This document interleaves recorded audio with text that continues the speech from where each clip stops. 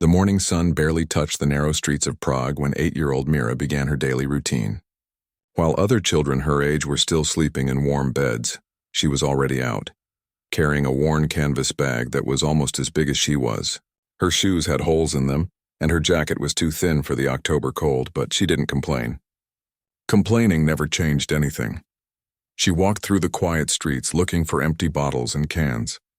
Each one meant a few coins, and those coins meant bread for dinner, or maybe a hot meal if she was lucky. Her mother worked long hours at a factory on the edge of the city, stitching clothes from dawn until late at night. The pay was barely enough to keep their small room, so Mira did what she could to help. School started at 8. Mira would wash her face and hands at a public fountain, smooth down her dark hair as best she could, and hurry to class. Her teacher, Mrs. Kovac, was kind. She never said anything about Mira's worn clothes or the fact that she sometimes fell asleep at her desk. Instead, she would gently wake her and offer her an apple or a sandwich, pretending she had packed too much lunch. But it was after school when Mira's real day began. Not the collecting bottles part, though she did that too. No, the real part was when she walked through the old district, past the tourist shops and cafes until she reached the grand concert hall. The building was beautiful, with tall columns and golden decorations that caught the afternoon light.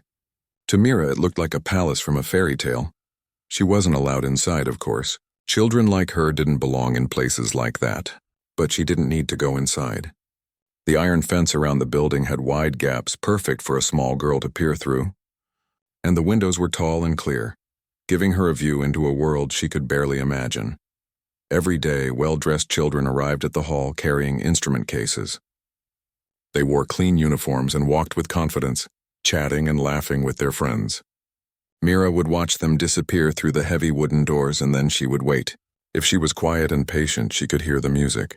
Sometimes it was violin, the notes soaring high and sweet. Other times it was cello, deep and rich like dark honey. But what Mira loved most was the piano. Through the lobby windows she could see it. A magnificent black grand piano that gleamed under the chandelier lights. When someone played it, the sound seemed to fill not just the hall but the entire street, wrapping around her like a warm blanket. She would press her face against the fence, her small hands gripping the cold metal bars, and listen with every bit of her attention. Her eyes would close and her fingers would move in the air, copying what she imagined the pianist was doing inside. She didn't know the names of the pieces or the composers. She just knew they made her feel things she had no words for. The other street children thought she was strange. There was a group of them who sometimes worked the same area. Older kids who had given up on school and spent their days doing whatever they could to survive. They would see Mira standing at the fence and shake their heads. "What's the point of that?" one boy asked her once. "You can't eat music. You can't sell it. You're wasting time." Mira didn't know how to explain it to him. Yes, her stomach was often empty. Yes, her feet hurt from walking all day. Yes, she was tired and cold and sometimes scared about what would happen to her and her mother. But when she heard that music for just a few minutes, none of that mattered. For just a few minutes, she felt like she could fly. At night, in the tiny room she shared with her mother, Mira would lie on their thin mattress and hum the melodies she had heard that day. Her mother, exhausted from work, would stroke her hair and ask what she was singing. Mira would try to explain about the piano, about the beautiful sounds, about how the music made her feel. Her mother would smile sadly and kiss her forehead. "Maybe someday," her mother would whisper. "Maybe someday things will be different." But Mira wasn't sure she believed that. She had learned early that the world was divided into different kinds of people. There were people like those clean, confident children who walked into the concert hall like they owned it. And then there were people like her, who could only watch from outside the fence. Still, she kept going back. Day after day, week after week. The autumn wind got colder and Mira's jacket got thinner, but she didn't stop. The concert hall became her secret place, her escape. The other children at school had homes with toys and books and warm dinners. Mira had the fence and the music that floated through it. Sometimes, on really lucky days, the weather was warm enough that the hall's side door would be propped open for air. On those days, the music came through so clearly it was like the pianist was playing just for her. She would close her eyes and let her fingers dance in the air, imagining she was the one sitting at that beautiful piano, imagining what the keys would feel like under her hands. Mrs. Kovac noticed Mira's passion. She saw how the girl would hum during class, how her fingers would tap out rhythms on her desk during lessons. One day she pulled Mira aside after school. "Do you like music?" she asked gently. Mira nodded, suddenly shy. "Have you ever thought about learning to play an instrument?" Mira looked down at her worn shoes. "People like me don't get to do things like that," she said quietly. Mrs. Kavar's expression became sad, then determined. "That's not true," she said firmly. "Everyone deserves a chance to learn, to grow, to follow what makes their heart sing. Don't ever forget that." But Mira knew better. She had seen how people looked at her when she walked through the nice parts of the city. She had heard the whispers, seen the way mothers pulled their children away from her. She was a street child, and street children didn't get to sit at grand pianos in concert halls. So she kept her dreams small and private. She kept collecting her bottles, going to school, and standing at that fence every afternoon. The music became her friend, her teacher, her hope. She didn't know she was learning anything. She just knew that when she heard a melody, something inside her understood it, remembered it, wanted to recreate it. The leaves fell from the trees, and October painted the city in shades of gold and red. Mira turned 8 years old. Her mother managed to buy her a small cake, and they shared it by candlelight in their room. Mira made a wish, the same wish she made every night when she closed her eyes. She wished to someday somehow touch a real piano. She had no idea that her wish was about to come true in the most unexpected way possible. She didn't know that in just a few weeks everything about her quiet, invisible life would change forever, all because of one rainy evening, one charity event, and one moment when she would have to choose between staying invisible or showing the world what she could do. But that was still to come. For now she was just Mira, the street girl who loved music, standing at her fence, listening to sounds from a world she thought she could never enter. The rain came down hard that Friday afternoon, turning the cobblestone streets into rivers of gray water. Mira sat in her classroom watching the drops race down the window. Most of the other children were excited because it was the weekend. They talked about plans with their families, trips to the park, visits to grandparents. Mira stayed quiet. Weekends meant no school lunch, which meant going hungrier than usual. Mrs. Kovacs was handing out papers at the front of the class. When she reached Mira's desk, she paused and knelt down so they were eye to eye. She placed a colorful flyer in front of Mira, different from what she had given the other students. "This is for you," Mrs. Kovar said softly. "It's an invitation to a special event at the concert hall. Tomorrow evening, there will be food, music, and it's completely free. I think you should go." Mira looked at the flyer. It showed the beautiful building she stood outside every day, but this time the words said something she never expected. A charity gala for children from difficult circumstances. All local children welcome, free admission and refreshments. "I don't think I belong there," Mira whispered, glancing around to make sure no one was listening. "You belong there just as much as anyone else," Mrs. Kovar said firmly. "Maybe more because I know how much you love music. Please, Mira, just try. What's the worst that could happen?" That night, Mira showed the flyer to her mother.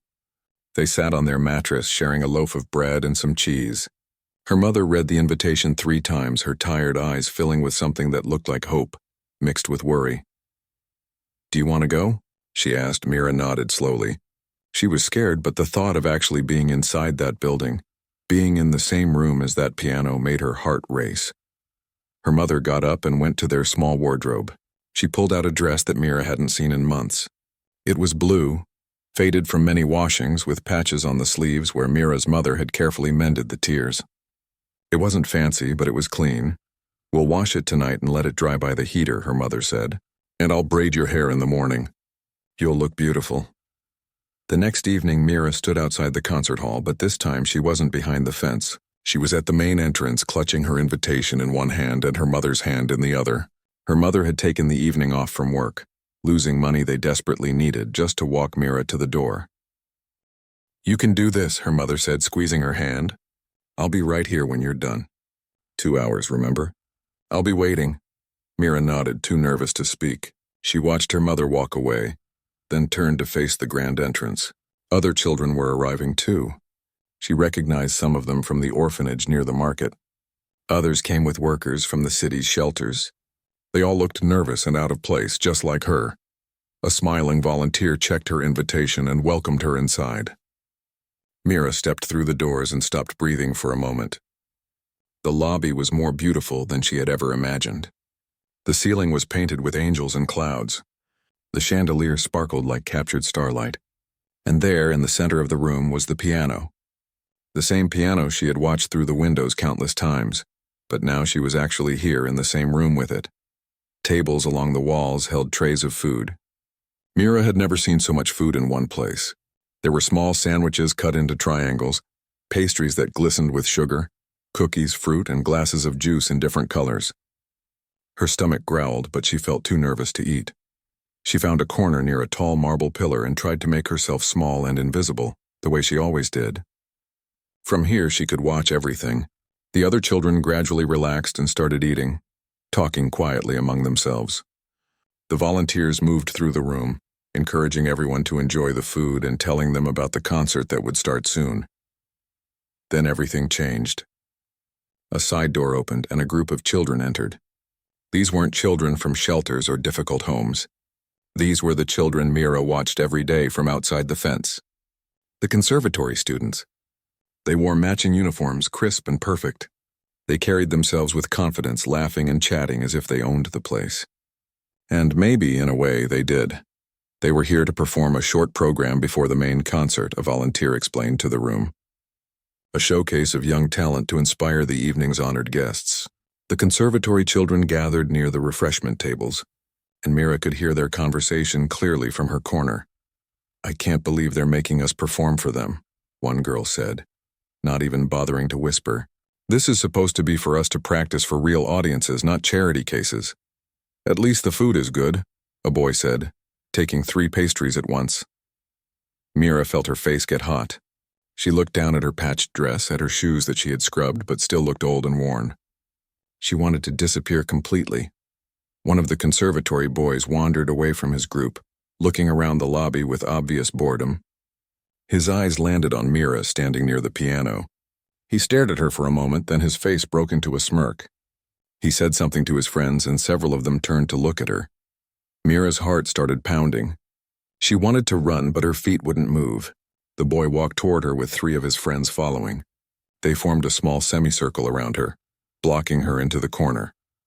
"Hi there," the boy said, his voice dripping with fake friendliness. "Are you enjoying the party?" Mira nodded, not trusting herself to speak. "That's a pretty dress," one of the girls said, and the others giggled. Mira knew she wasn't being genuine. She knew they were making fun of her. More children started gathering around, drawn by the commotion. Some of them were other conservatory students. Some were the charity children watching with wide eyes. Mira felt trapped like an animal in a cage at the zoo. The boy gestured toward the piano. "Have you ever seen one of these up close before?" he asked. "It's called a piano. Very expensive. Very delicate. You have to train for years to play it properly." "Leave her alone," someone said from the crowd. One of the boys from the orphanage stepped forward, his fists clenched. But a volunteer quickly moved between them, clearly worried about a confrontation. The conservatory boy ignored the interruption. He was enjoying his audience now. "I bet you've never even touched a piano, have you?" He turned to his friends. "She probably doesn't even know what it sounds like." "I do know," Mira said quietly. The words came out before she could stop them. "What was that?" the boy said, leaning closer with exaggerated curiosity. "You know what a piano sounds like? Have you heard one before?" "Every day," Mira said, her voice still quiet but stronger now.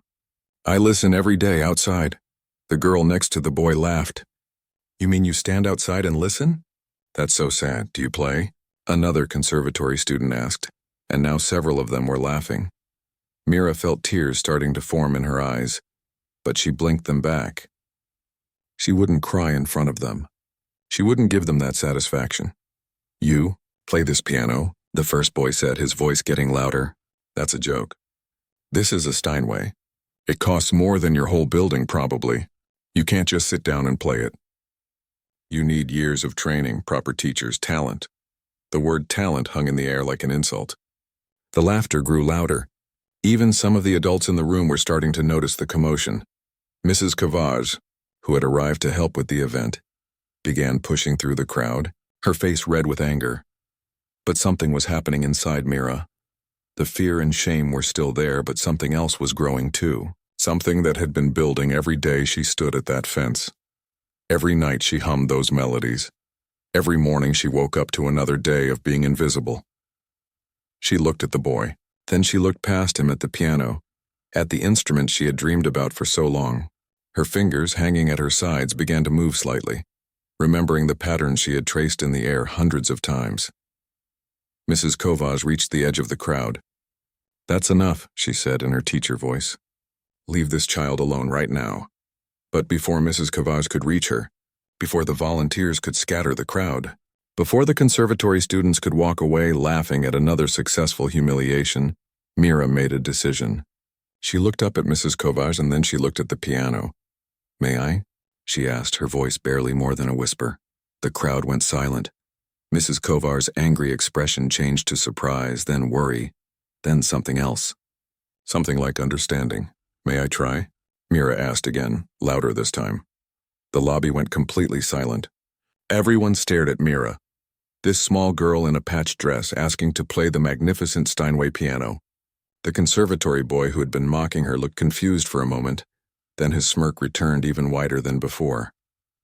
"Oh, this is going to be good," he said, stepping back with an exaggerated bow. "Please, by all means, show us what you've got." His friends were already giggling, covering their mouths with their hands. Some of them had their phones out, ready to record what they assumed would be a humiliating moment. The other children in the lobby watched with mixed expressions. Some looked worried for Mira, others seemed curious. A few appeared relieved that the attention was on someone else. Mrs. Kovar stood frozen, her hand half raised as if to stop what was about to happen. Her face showed concern and doubt, but also something else. She had seen Mira's fingers moving in class, had heard her humming those complex melodies. Maybe, just maybe, there was something there. "Are you sure?" Mrs. Kovaj asked gently, kneeling down to Mira's level. "You don't have to do this. We can leave right now." Mira shook her head. Her heart was beating so hard she could hear it in her ears. Her hands were trembling. Every logical part of her brain was screaming at her to run, to hide, to go back to being invisible. But something deeper, something that had been growing inside her all these months, pushed her forward. She walked toward the piano. The crowd parted to let her through, and she could feel every eye on her. The distance from the corner to the piano bench felt like a mile. Her worn shoes made soft sounds on the polished marble floor. Someone whispered something and others laughed quietly. When she reached the piano, she stopped and just looked at it. Up close, it was even more beautiful than she had imagined. The black surface was so polished she could see her reflection in it. The keys were perfect, like teeth in a giant smile. She could smell the wood and the old paper smell of the sheet music left on the stand. Slowly, carefully, she sat down on the bench. It was the right height, like it had been waiting for her.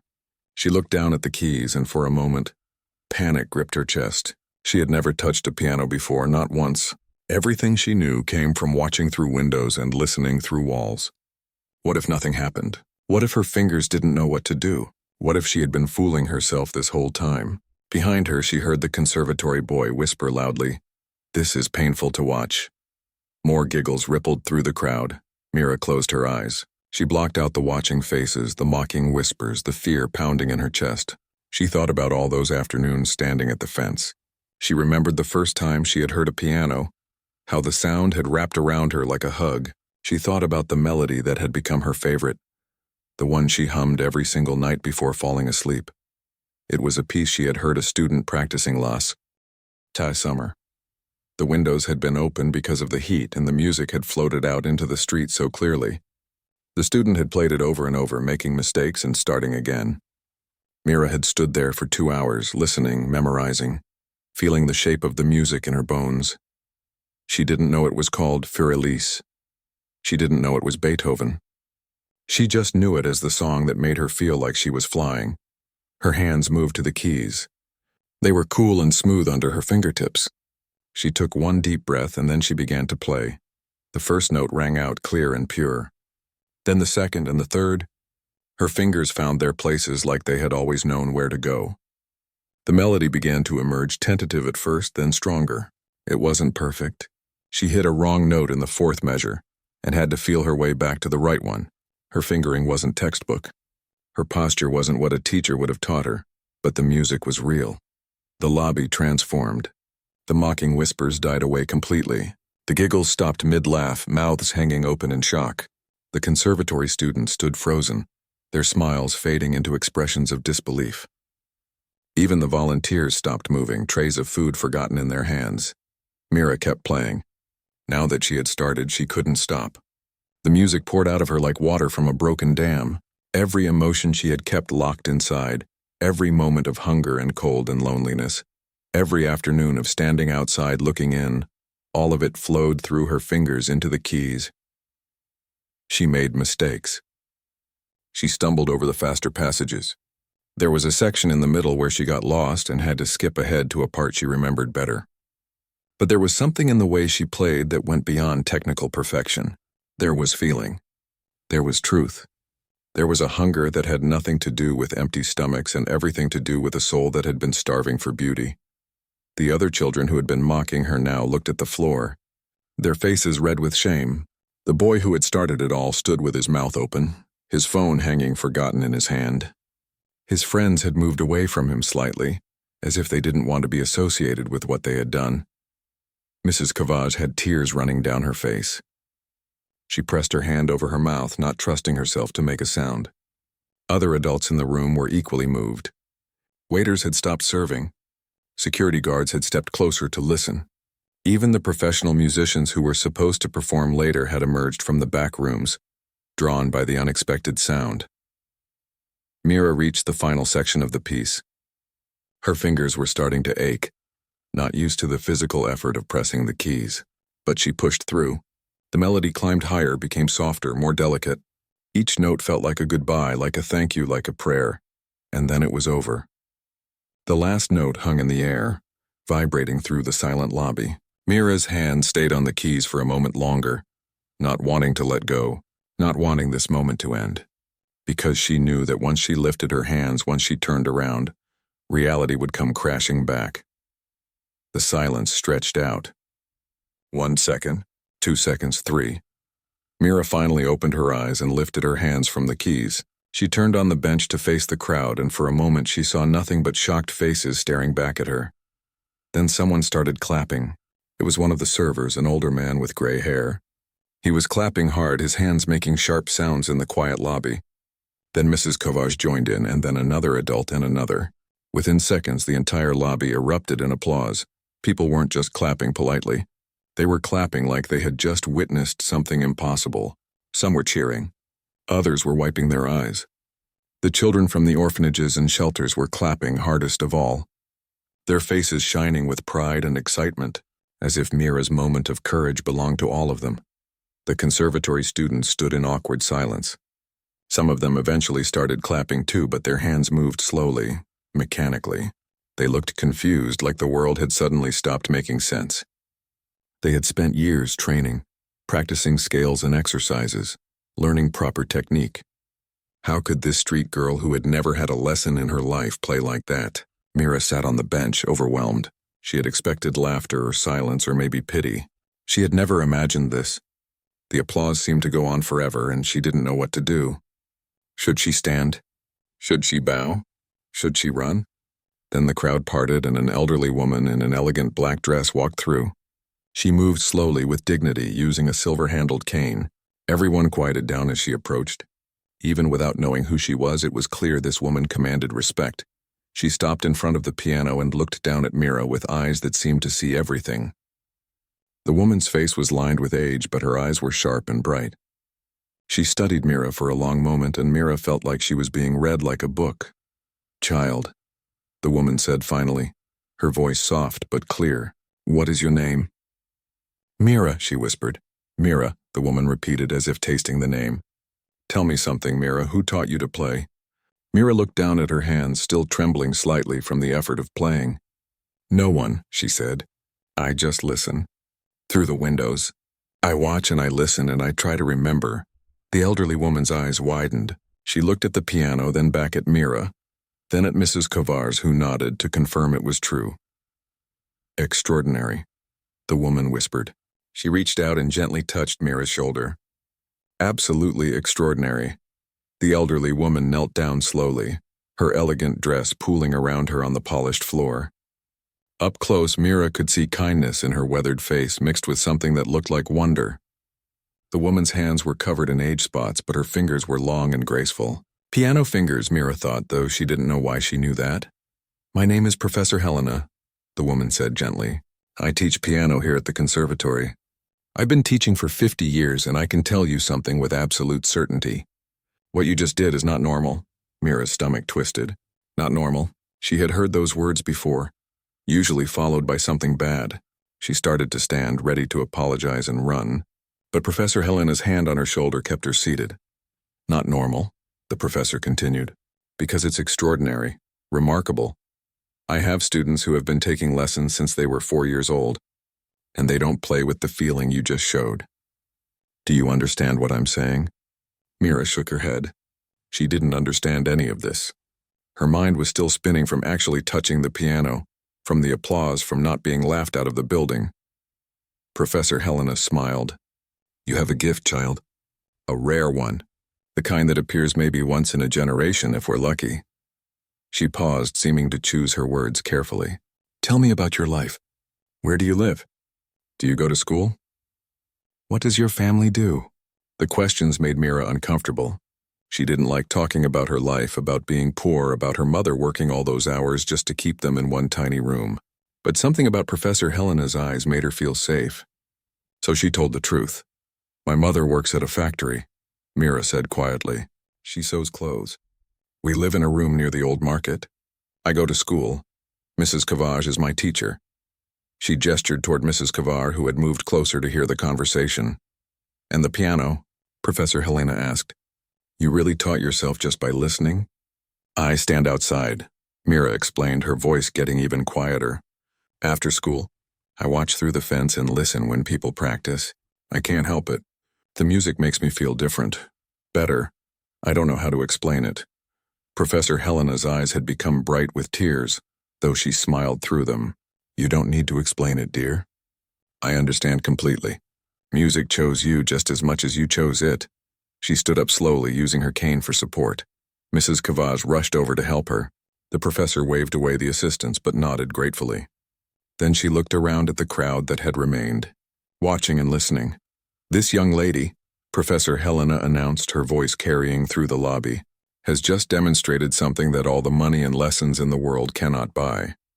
She has shown us pure natural talent combined with a deep love of music. It's humbling, really. It reminds us why we make music in the first place." The conservatory students looked at the floor. The boy who had mocked Mira was red-faced, his earlier arrogance completely gone. Some of his friends were whispering to each other, casting glances at Mira that were no longer mocking, but something closer to respect or even envy. Professor Helena turned back to Mira. "I would like to speak with your mother. Is she here?" "She's outside," Mira said, "waiting for me." "Mrs. Cavage, would you be kind enough to fetch her?" Professor Helena asked. "I have a proposal I'd like to discuss with both of them." While Mrs. Cavage hurried outside, Professor Helena sat down next to Mira on the piano bench. "Do you know what a scholarship is?" she asked. Mira shook her head. "It's when someone pays for your education because they believe in you, because they think you have something special to offer the world." Professor Helena's voice was gentle but serious. "I want to offer you a full scholarship to study at our conservatory. That means you would come here after school every day. You would have proper lessons. You would learn to read music, understand theory, develop technique, and it wouldn't cost your mother a single coin." Mira's heart jumped, but then reality crashed down. "My mother needs me," she said. "I collect bottles after school. We need the money." Professor Helena nodded slowly, understanding. "What if I told you that the scholarship includes a small stipend? Money for you and your mother, to help with living expenses. Not much, but enough that you wouldn't have to choose between music and helping your family." Before Mira could respond, the main doors opened. Her mother rushed in, her face pale with worry. Mrs. Cavage must have told her something was wrong. When she saw Mira sitting at the piano with Professor Helena, she stopped, confused and frightened. "What happened?" her mother asked, hurrying over. "Is she in trouble? Did she touch something she shouldn't have?" "Quite the opposite," Professor Helena said, standing to greet her properly. "Your daughter just gave a performance that left everyone in this room speechless. She has an extraordinary gift." Mira's mother looked around at all the watching faces, then down at Mira. I don't understand. She doesn't know how to play piano. Watch, Professor Helena said simply. She nodded to Mira. Play something else, dear. Anything you remember. Mira's hands were shaking again, but she turned back to the piano.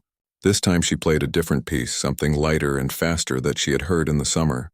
She made more mistakes this time because she was nervous with her mother watching, but the music still came through. When she finished, her mother stood frozen, her hand over her mouth. Tears were streaming down her face. She had known Mira loved music, had heard her humming at night, but she had never imagined this. How? Her mother whispered. How is this possible? Professor Helena explained everything to Mira's mother. The scholarship, the lessons, the stipend. She spoke of potential and gift and opportunity. She talked about what proper training could do, how Mira could develop her natural ability into something truly special. Mira's mother listened with an expression that cycled through disbelief, hope, fear, and back to disbelief. But why? She finally asked. Why would you do this for us? We're nobody. We have nothing to offer you. Your daughter has everything to offer, Professor Helena said firmly. Music isn't just for the wealthy, though too often it seems that way. True talent can appear anywhere in anyone. When I see it, I have a responsibility to nurture it. Besides, she added with a small smile, I'm old now. Training a student like Mira would be the crown of my career. She would be doing me a favor. The other adults in the lobby had gathered closer. One of them, a man in an expensive suit, stepped forward. Professor Helena is being modest, he said to Mira's mother. She's one of the most respected piano teachers in all of Europe. Students from wealthy families pay thousands to study with her. For her to offer this to your daughter is an incredible honor. Mira's mother sank into a nearby chair, overwhelmed. She looked at Mira, really looked at her as if seeing her for the first time. Is this what you want? She asked. Would this make you happy? Mira nodded, not trusting herself to speak. Happy didn't even begin to cover what she felt. But what about school? Her mother asked, turning back to Professor Helena. She can't miss her regular classes. The lessons would be after school, Professor Helena assured her. 4 days a week, 2 hours each day. She would still have time for homework and rest. And the stipend would be paid monthly, enough to cover what she currently makes collecting bottles plus a bit extra. Mrs. Kovage had been quiet, but now she spoke up. I'll help however I can, she said. I can adjust her homework load on lesson days if needed, and I can help her get to the conservatory and back home safely. Mira's mother looked around at all these people, these educated, wealthy people who lived in a world so different from hers. She looked suspicious, like she was waiting for the catch, for the trick, for the moment when they would laugh and say it was all a joke. Professor Helena seemed to understand. She sat down next to Mira's mother and took her hands. I know this is hard to believe, she said softly. I know you've probably learned not to trust when things seem too good to be true. But I give you my word, this is real. Your daughter has something precious and I want to help her develop it. Not for money, not for fame, simply because it's the right thing to do. The two women looked at each other for a long moment. Mira watched her mother's face, saw the struggle happening there. Fear of the unknown, hope for a better future, worry about what this might mean, pride in her daughter. It all played across her tired features. Finally, Mira's mother nodded. Okay, she whispered.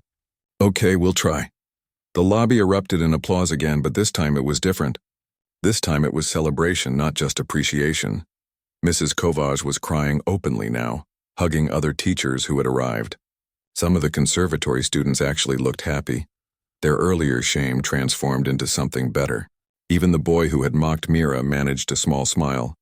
Professor Helena pulled out a card from her purse and handed it to Mira's mother. Come by on Monday afternoon. We'll discuss the details and draw up the paperwork. And Mira, she turned to the girl still sitting at the piano. Bring whatever questions you have. This is your journey. You get to help decide where it goes. As they prepared to leave, the conservatory boy who had started all the mockery approached. He stood in front of Mira, his face red, his eyes on the floor. I'm sorry, he said quietly. What I said before.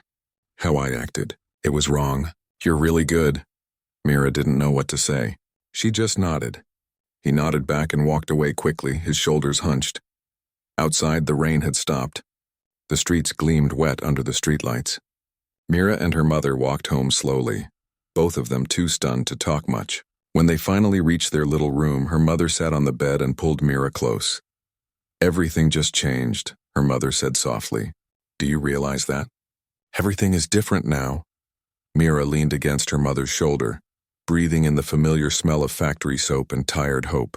She thought about the piano, about Professor Helena, about the look on all those faces when she played. "Yes," she said, "everything changed."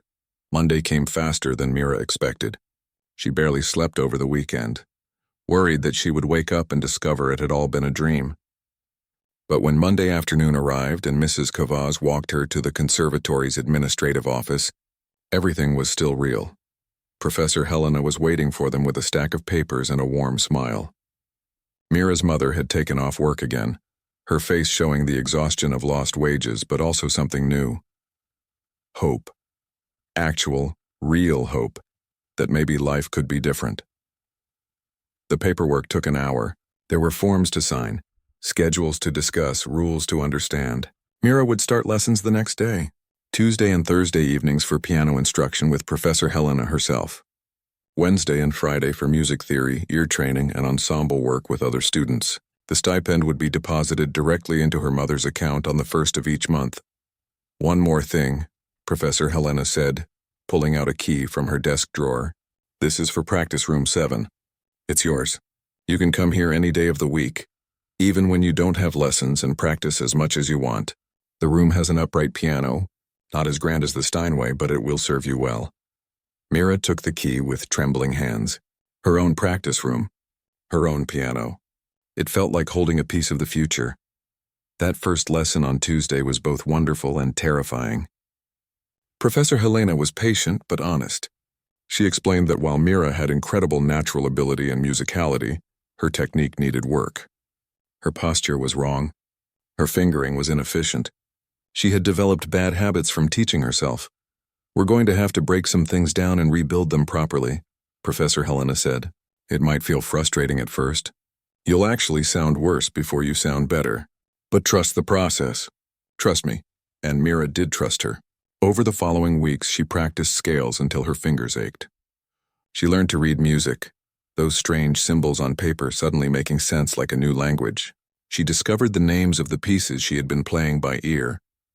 For Elise by Beethoven, Clair de Lune by Debussy, Prelude in C major by Bach. The conservatory students who had mocked her that first night kept their distance at first. But slowly, as they heard her practicing in room 7, as they saw her dedication, some of them began to warm up. Not all of them. Some still looked at her worn clothes and her second-hand books with disdain, but others started nodding hello in the hallways. A few even asked her questions about how she learned to play by ear. 3 months into her training, Professor Helena entered the practice room while Mira was working through a particularly difficult passage. She listened quietly, then sat down next to Mira on the bench. "You've improved remarkably," she said. "Your technique is catching up to your natural talent. But I want to talk to you about something else, something important." She paused, studying Mira's face. "Are you happy?" The question surprised Mira. "Yes," she said automatically. Then she stopped and really thought about it. "Yes, I am. This is everything I dreamed about." "Good," Professor Helena said, "because I need you to understand something. This path you're on, it's not easy. Yes, you have a gift, but gifts alone aren't enough. There will be students here who resent you, some because you're poor, some because you learned so much on your own, which makes them question their own expensive educations, some simply because you're different." Mira nodded. She had already experienced some of this. "What matters," Professor Helena continued, "is why you play. Don't play to prove something to those students. Don't play to escape poverty, though this may help with that. Play because the music itself demands to be played. Play because you have something to say that can only be said through the keys of a piano." "Can you do that?" "I think so," Mira said. "I mean, yes. I play because I have to. Because not playing would be like not breathing." Professor Helena smiled. "That's exactly what I needed to hear." The months turned into years. Mira's mother got a better job at a different factory, one with shorter hours and better pay. They moved into a larger apartment, nothing fancy but with 2 rooms and windows that actually opened properly. The stipend helped, but so did not having to worry about Mira collecting bottles every day. Mira grew taller, her worn clothes replaced with simple but decent ones donated by the conservatory's charity program. She made friends, real friends, with some of the other scholarship students. They understood what it was like to be different, to not quite fit in with the wealthy families that dominated the conservatory. The boy who had mocked her that first night, whose name she learned was Pavel, eventually apologized properly. Not just the quick sorry he had given before, but a real conversation where he admitted he had been cruel because he was scared. Scared that someone without his advantages could be as good or better than him. "I've been playing since I was 4, he told her one day in the hallway. "My parents spent thousands on my education, and you just showed up and played like that. It made me feel like maybe I wasn't special at all." "You are special," Mira said. "You work hard. I've heard you practice. We're just different kinds of players." He nodded, looking relieved. They weren't exactly friends after that, but they weren't enemies either. They existed in a space of mutual respect, which was enough. When Mira was 12, Professor Helena entered her into her first competition. It was a small regional event, nothing major, but Mira was terrified. She had never played in front of judges before. What if she froze? What if all her training disappeared the moment she sat down? "Remember what we talked about," Professor Helena said before Mira went on stage. "You're not playing for the judges. You're not playing for the audience. You're playing because the music needs to be heard. Everything else is just noise." Mira took that advice with her onto the stage. When she sat at the competition piano, she closed her eyes and thought about that 8-year-old girl standing outside the fence, dreaming of this moment. She played for that girl, for the dream that had kept her going through cold afternoons and empty stomachs. She won second place. Professor Helena hugged her so hard she could barely breathe. "First place went to a girl who's been training since she was 3 years old at the finest school in Vienna," she said. "You've been training properly for less than 4 years. Do you understand how extraordinary that is?" But what mattered more to Mira than the trophy was what happened after the competition. A newspaper reporter wanted to interview her. The story ran the following week with the headline, "From Street to Stage, Local Girl's Musical Journey." It talked about her past, her natural talent, her scholarship, and her future. Letters started arriving at the conservatory. Letters from other poor children and their families, asking if there were more scholarships available. Letters from adults who had given up on their dreams and wanted to say Mira had inspired them to try again. Letters from music teachers in other cities who wanted to start similar programs for underprivileged students. Mira kept every single letter in a box under her bed. She would read them when she had difficult days, when the practice seemed too hard, or when some of the wealthier students made comments about her background. The letters reminded her that her story mattered beyond just herself. By the time Mira was 16, she was performing in concerts across Europe. Not as the main act, not yet, but as a featured young performer. People came to hear the girl who had taught herself piano by listening through windows. The girl who had been mocked and had responded with grace and music. Professor Helena, now in her 70s and moving slower than before, still taught her weekly. "You've surpassed me," she said one day after a particularly brilliant lesson. "There's nothing more I can teach you technically.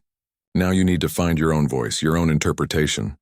You taught me more than technique," Mira said, her voice thick with emotion. "You taught me that where you come from doesn't matter as much as where you're going. You taught me that kindness can change a life." The professor's eyes filled with tears. "You changed my life too," she said. "Teaching you reminded me why I became a teacher in the first place. Not for the wealthy students who can afford anyone, for the ones who need someone to believe in them." Years later, when Mira was invited to perform at Carnegie Hall in New York, one of the most prestigious concert venues in the world, she stood in the wings before going on stage and thought about that rainy evening in Prague. She thought about the boy who had mocked her, the piano she wasn't supposed to touch, the moment when she chose courage over invisibility. The stage manager called her name. She walked out into the lights, sat at the magnificent piano, and before she played, she spoke into the microphone. This wasn't standard practice, but she had asked permission earlier. "This performance is dedicated," she said, her voice carrying through the packed hall, "to every child who has ever been told they don't belong. To everyone who has been mocked for their dreams. To all the people who stand outside looking in, wondering if they'll ever get their chance. Your chance will come. And when it does, be brave, be ready, and remember that the people who laugh at you today might be the ones applauding you tomorrow." Then she played. And in the audience, wiping tears from their eyes, sat her mother and Mrs. Kovage and Professor Helena, who had all flown to New York just to see this moment. To see the street girl who loved music become the musician who changed lives, because that's what Mira had learned over all these years. Her story wasn't just about a talented girl getting discovered. It was about what happens when people choose kindness over cruelty, when they choose to see potential instead of poverty, when they remember that gifts can appear anywhere in anyone, and that everyone deserves a chance to shine. The music filled the hall, and somewhere in Prague, an 8-year-old girl stood outside a concert hall fence listening and dreaming. And maybe, just maybe, her story was about to begin too.